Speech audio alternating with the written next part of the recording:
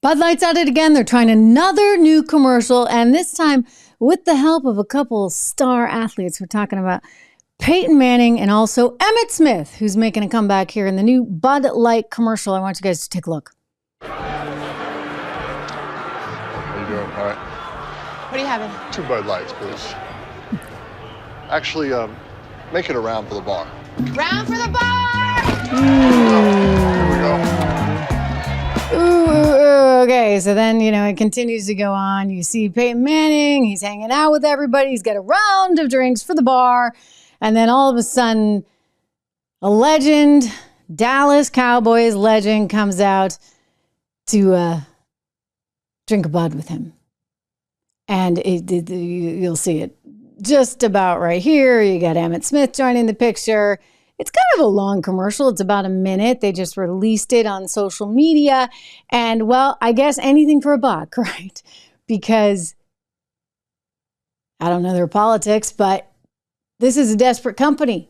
This is a desperate company that realizes it's basically never going to get these Anheuser-Busch drinkers back because nobody wants to be force-fed politics when they're just trying to have a beer. I mean, can you blame people? Can you blame people?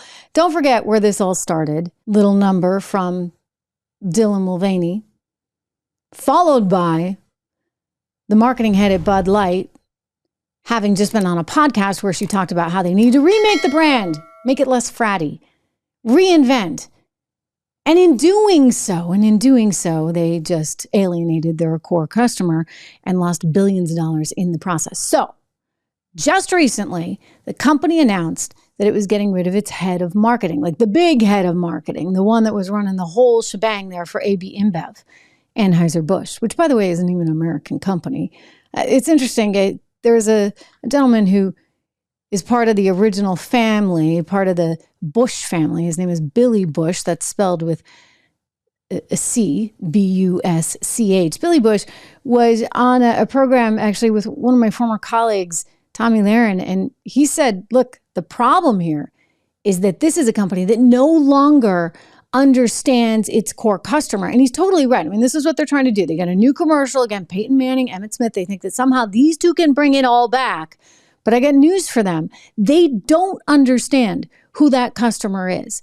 They wouldn't have made the mistakes, frankly, that they have made if they had any clue who their customer was. So Billy Bush, he gets it. And he makes this important distinction. Listen to his interview. This is from a few months back, but it's still important in light of everything that we're still learning about the company.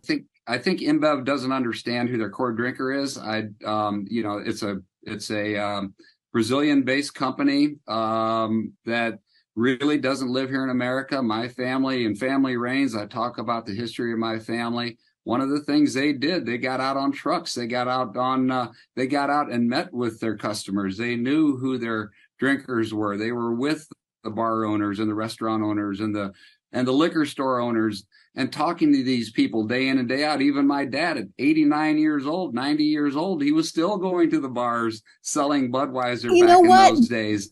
That matters. That matters. By the way, quick reminder to subscribe if you haven't already to the channel. We are growing 167,000 strong. Anyway, that kind of stuff matters, right? That attitude, that appreciation for your core customer, the commonality. That's part of the problem here in America right now when I talk about the squeeze of the middle class and you look at how there's this divide between the haves and the have-nots. It's because the ones that have, right, the so-called elites that are running the establishments have nothing in common with the people that are out there doing the work every day. And what Billy Bush is making the point on is that his dad and his grandfather, they got it, right? They understood their core customer because they were one with them. And you don't have that anymore. I mean, this is a complicated situation only in that this mega company is a multi-corporation, multi-international corporation at this point. Anheuser-Busch is AB InBev, and it was formed through the conglomerate of a European beer company with a Brazilian beer company, and suddenly you get this company and everybody goes from living in St. Louis to living in New York City and consequently gets away from who the company really is about. And when you no longer value your customer, well, you're going to have problems. I mean, one of the things I want to show you, this is the new ad, the Peyton Manning, Emmet Smith ad. That's the new one, the latest and greatest. But they've been trying a few different things, which is partly why the the marketing head was fired because, well, nothing was going to work. I mean, at this point, I'm not sure anything can. In some ways, you might have to do a complete overhaul. It's going to be tough. It's going to be tough. People have figured out, guess what? I can drink Coors Light. Maybe it tastes better. Not that they're necessarily any better, but they haven't had the spectacle, shall we say, from a PR disaster perspective. This was another one of the commercials that the company came out with, and they called it Good Times, and they were just showing a bunch of everyday workers, and then kind of the, get together that they'd have after the fact. You see everyday people hanging out in a coffee shop. I didn't know you could drink Bud Light in a coffee shop, apparently so. And then going to the game, they're tailgating. So all of these kind of normal American things. Oh, these are just guys, and gals, and they're having barbecues, and they're normal Americans. And so they're trying to get back to these roots. We were normal. We promise you. And you're normal too. Even if, we had that little episode with Dylan. And even if we had a few marketing executives that didn't quite work out and maybe we're taken off path, what Bud Light and Anheuser-Busch, AB InBev have realized is, you know what? Capitalism, it really works. And people tend to vote with their money. I want to point out that the stock price, it just got massacred, right? Like after this came out and people were like, oh my gosh, it really didn't lose that much money in the following weeks after the first Dylan Mulvaney thing sort of took off on social media. Well, it did. It was highly, highly, highly affected. And you're talking about more than $20 billion that was wiped out in market cap. It has since, I will point out, in its defense, it's rallied back a bit, not to where it was pre-Dylan, where, you're talking about being up around $66 a share, but it closed out the day around $63 and change. So it's still lost value. I think people are recognizing, if you look at the latest numbers, it's still down 29% in terms of sales.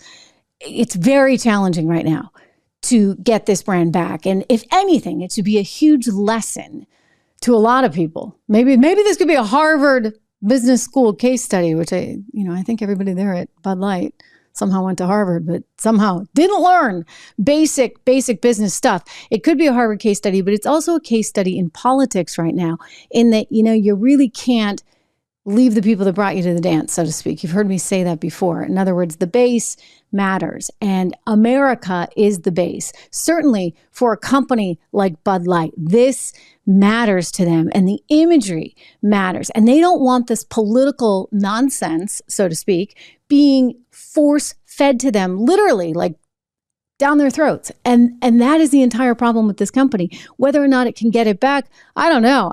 Billy Bush told Tommy Lahren he was looking to buy the company. Let me play that for you.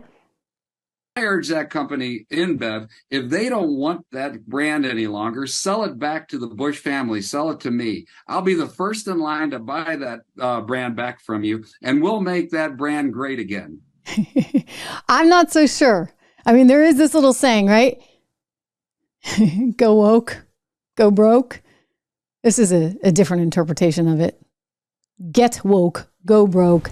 That makes sense too. In other words, moral of the story, like, don't over politicize things. Disney could use some of this advice right now. As for Peyton Manning, as for Emmet Smith, look, I'm sure it's a great payday. I don't know what Kid Rock has to say about it.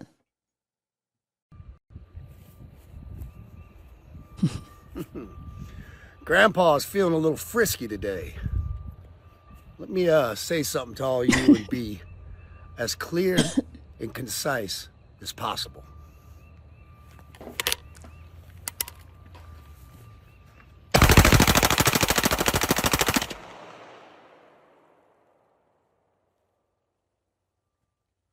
Bud Light and Anheuser-Busch.